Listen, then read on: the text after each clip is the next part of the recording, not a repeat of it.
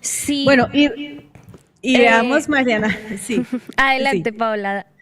No, le iba a decir que quisiera que viéramos entonces ese video en el que ayer el señor Rodrigo Londoño invita a dialogar al presidente Abelardo de la Espriella. Escuchemos qué fue lo que dijo y ya lo comentamos. En que le expresamos pues, nuestra opinión, le decimos que estamos en orillas políticas distintas, que esa es la democracia, pero que somos firmantes de un acuerdo con el Estado colombiano que está incrustado en la Constitución colombiana, que forma parte del bloque constitucional, pero además es un documento oficial del Consejo de Seguridad de Naciones Unidas, que consideramos que es muy importante que nos sentemos a conversar sobre el tema de cómo se va a hacer para la implementación del acuerdo en su gobierno. El mensaje, dialogar, conversar. Yo a los otros, las cosas, sí, anoche, todo claro, y escribieron de un lado y otro.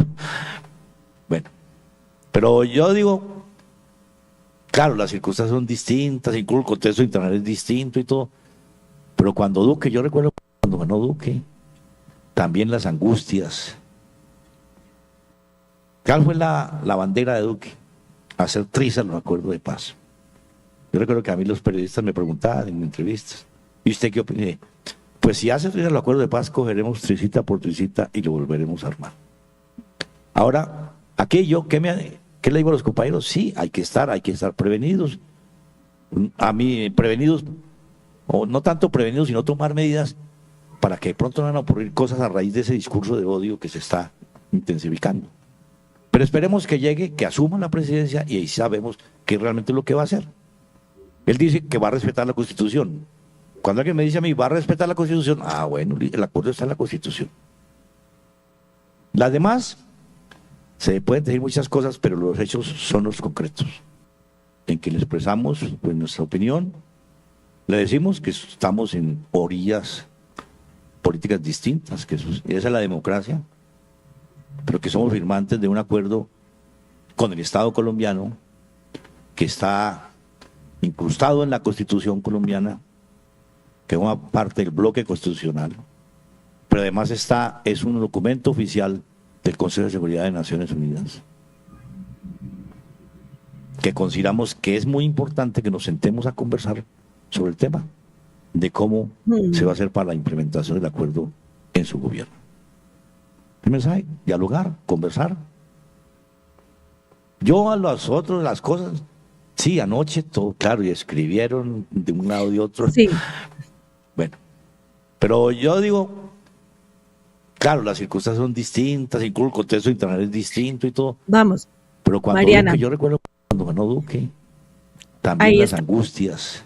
Acciones ¿Cuál fue del señor la bandera de Londoño. Duque? Bueno, ahí escuchamos a Rodrigo Londoño, más conocido como Timochenko, y un poco la vimos ahí en pantalla, Paola. Entonces yo quisiera iniciar por preguntarle qué más se conversó, qué más dijo este personaje, pues que estaba ayer en la mira con todas estas especulaciones que veníamos hablando de que no iba a regresar a Colombia, de que se iba a quedar en España, y no solo eso, unas declaraciones que luego da en la JEP que son bastante fuertes. Lo voy a citar y dice: si nos toca ser el firmante 501 asesinado, bienvenida sea la muerte, porque estamos convencidos de que más de 12 millones de colombianos recogerán esa bandera que hemos mantenido en alto. Esa posición muy en firme de Timochenko de que aquí se van a quedar en Colombia pese a los señalamientos e incluso el tono amenazante de Abelardo de la Espriella. ¿Usted cómo vio todo ese panorama?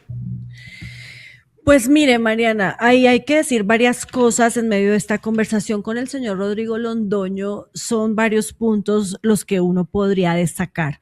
Lo primero, y que ya lo mencionábamos, lo comentábamos más temprano, pues tiene que ver con esa invitación que le hace al presidente electo Abelardo de la Espriella a dialogar, a conversar y a que respete la Constitución de Colombia.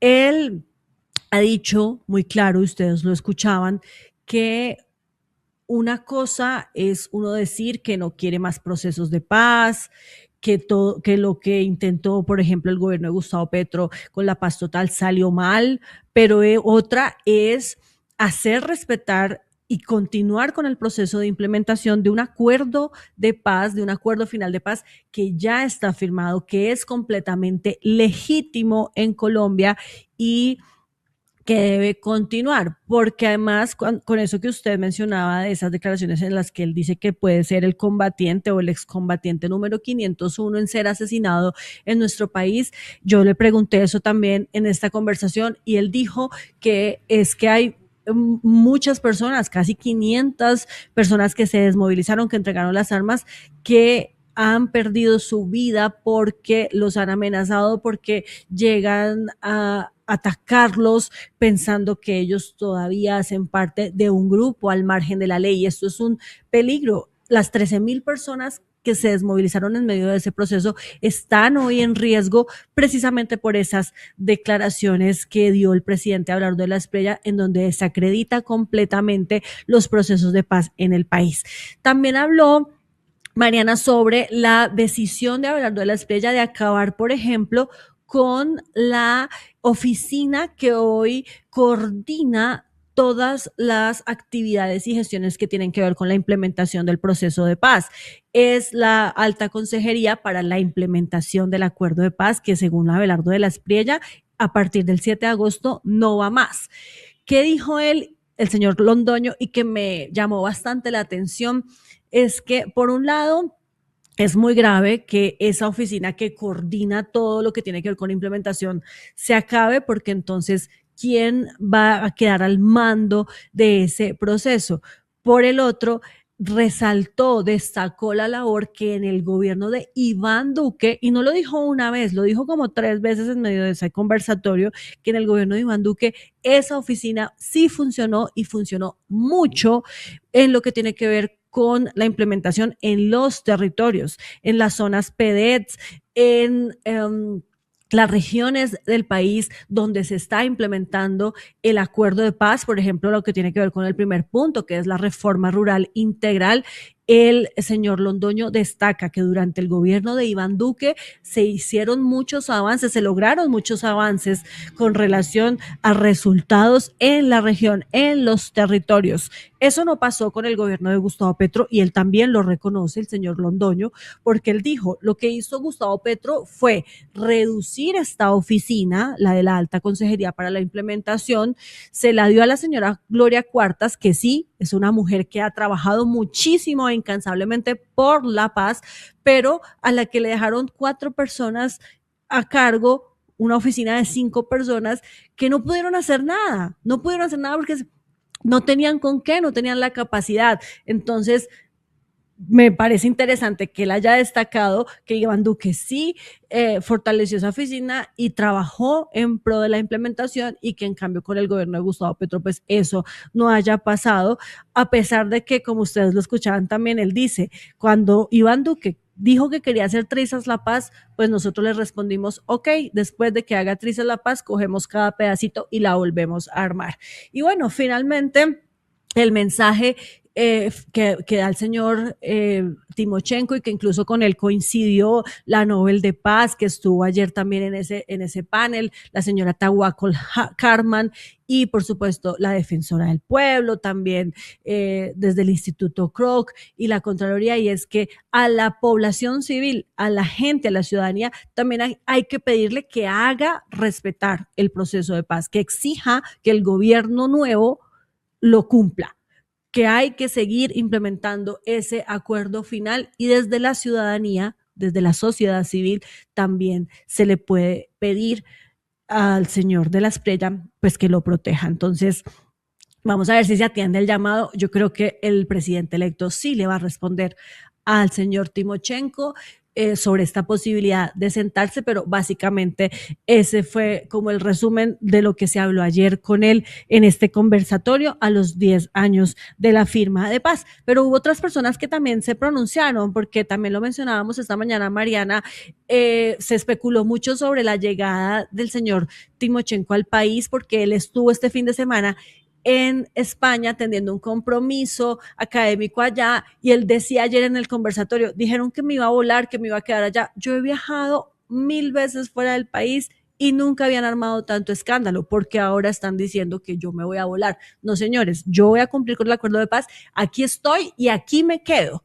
Y eso también lo ratificó el presidente de la JEP, porque es que recordemos que el señor Timochenko, como representante de la extinta guerrilla de las FARC, todavía tiene mucho que responder y comparecer ante la Justicia Especial de Paz, y por eso se pronunció el presidente de ese tribunal, el señor Alejandro Ramelli. Esto fue lo que dijo.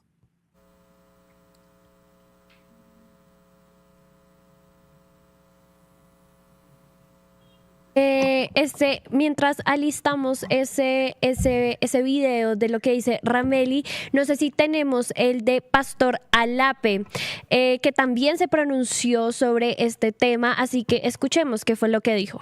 Recibimos como cuando antiguamente se lanzaban voces de aniquilamiento a la insurgencia armada. Hoy las recibimos convencidos de que esas expresiones no van a doblegarnos en el sentido de salir huyéndole al compromiso que hicimos. Aquí nos mantendremos hasta nuestro último respiro defendiendo la institucionalidad que aprobamos en 2016, a los que nos comprometimos. Es un compromiso ético con el país, con las víctimas y con los jóvenes, que tenemos que asegurarles de que la guerra no vuelva a poder. Bueno, ahí escuchamos también a Pastor Alape, también es integrante de las FARC, hablando y reafirmando lo que usted nos venía diciendo, Paola, y es que ellos aquí se van a quedar y van a responder y van a seguir con el proceso y el acuerdo que se firmó. Ya tenemos el de Alejandro Ramelli, presidente de la JEP, así que escuchemos qué fue lo que dijo él. Planteando que la JEP tiene un blindaje constitucional y un blindaje internacional. Precisamente en este momento está sesionando el Consejo de Seguridad y hay 200 organizaciones de la sociedad civil que le están pidiendo al Consejo de Seguridad que ejerza un monitoreo sobre el cumplimiento del acuerdo y la preservación de la jurisdicción. Entonces, este no es un tema exclusivamente local. Está sesionando el Consejo de Seguridad en este momento sobre el tema. Está el acuerdo con la Corte Penal Internacional, está el sistema interamericano. Es decir, la comunidad internacional rodea a la Jurisdicción Especial para la Paz. Bueno, ahí escuchamos también a Ramelli, también pidiendo pues la defensa y hablando de este blindaje que tiene, por ejemplo, la Jurisdicción Especial para la Paz. Y cuando iniciamos este programa, Paola, yo les mencioné que incluso personas que no suelen pronunciarse sobre la coyuntura o que se han mantenido al margen de diferentes debates de la coyuntura política del país, esta vez se pronunciaron, y una de esas personas fue Juan Manuel Santos, quien publicó un video bastante extenso sobre esta amenaza que se ha considerado por parte de muchos sectores a el acuerdo de paz y a lo que se firmó en La Habana. Así que escuchemos qué fue lo que dijo Juan Manuel Santos. Para el acuerdo por el accionar de estas estructuras es desconocer deliberadamente la realidad y sobre todo ignorar que lo que permite cerrarle el paso a esos grupos es precisamente implementarlo, no sabotearlo ni debilitarlo. El fracaso no es del acuerdo, es de quienes han impedido que se implemente de manera integral. ¿Cómo ve usted estas declaraciones y además que Juan Manuel Santos entre a la coyuntura, pues por algo que claramente fue una de las banderas de su gobierno? Sí, este fue un mensaje que él envió justamente para dar inicio, dar apertura a la conversación que tuvimos ayer con el señor Rodrigo Londoño, porque pues también estaba invitado el expresidente Juan Manuel Santos, teniendo en cuenta que él es otro de los actores principales de lo que fue la firma ahí mismo donde ayer nos reunimos en el Teatro Colón del acuerdo de paz hace 10 años.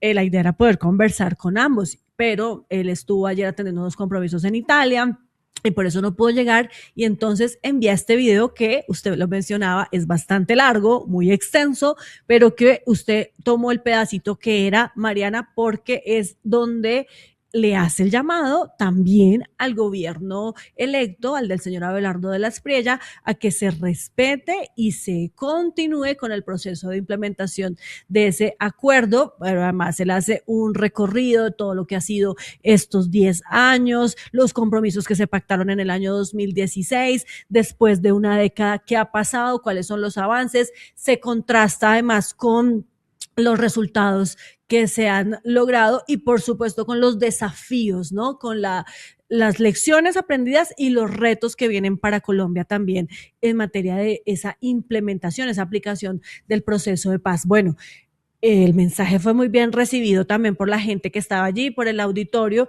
Aplaudieron cuando el presidente Gustavo Petro, perdón, el expresidente Juan Manuel Santos hizo este llamado, y así también le aplaudieron a la defensora del pueblo, porque ella también fue muy tajante, contundente, y le dijo a Abelardo de la Espriella que respete el acuerdo de paz. Aquí ya vamos en varias autoridades, Mariana, pidiendo lo mismo, que se respete y se cumpla con la Constitución de Colombia. Escuchemos qué fue lo que dijo Iris Marín, defensora del pueblo. Tienen la obligación de cumplir de buena fe con lo establecido en el acuerdo final. Y en consecuencia, las actuaciones de todos los órganos y autoridades del Estado deberán guardar coherencia e integralidad con lo acordado, preservando los compromisos, el espíritu y los principios del acuerdo final. Agregó en su artículo 2 este acto legislativo que regiría hasta la finalización de 3 periodos presidenciales completos posteriores a la firma del acuerdo final. El próximo 7 de agosto, con la posesión del presidente electo Abelardo de la Espriella, inicia el 3er periodo de gobierno que, en cabeza del nuevo presidente, tiene la obligación constitucional de implementar el acuerdo de paz y seguir avanzando hacia nuestra Constitución de la paz. Casi como un regaño, ¿no? El de la defensora del pueblo, Iris Marín, diciéndole a Abelardo de la Espriella que su gobierno tiene el deber constitucional de implementar el acuerdo de paz. Es decir, no es si quiere, no es si le parece chévere o no, si le gusta el diálogo o no, sino que le toca implementarlo. Ahí era lo que yo decía y lo que le he escuchado a varios expertos, y es claro, Abelardo de la Espriella constitucionalmente no puede acabar el acuerdo, es decir, no, ya esto no lo implementamos, que se acabe todo, incluso la JEP no es tan sencillo como que él la pueda desaparecer, pero sí puede pasar algo, y es el tema de los recursos y la destinación que se da por parte del presupuesto nacional de la Nación, general de la Nación, pues sí, allí puede ser uno de los puntos o ese talón de Aquiles que impida que este acuerdo se lleve o se implemente a su totalidad. Además, porque en gran parte de los recursos, o una parte muy importante de los recursos, se fue también con los apoyos de USAID, ¿no? Entonces, no es un secreto para nadie que la implementación del acuerdo y muchos de los procesos pues quedaron también allí como la deriva, o se vieron afectados por este recorte de recursos de parte de Estados Unidos, y pues que ahora depende gran parte también pues de esta destinación presupuestal que se haga por parte del gobierno. Otro de los personajes que se pronunció al respecto fue Iván Cepeda, quien acusó a De la Espriella como el mayor enemigo de la paz.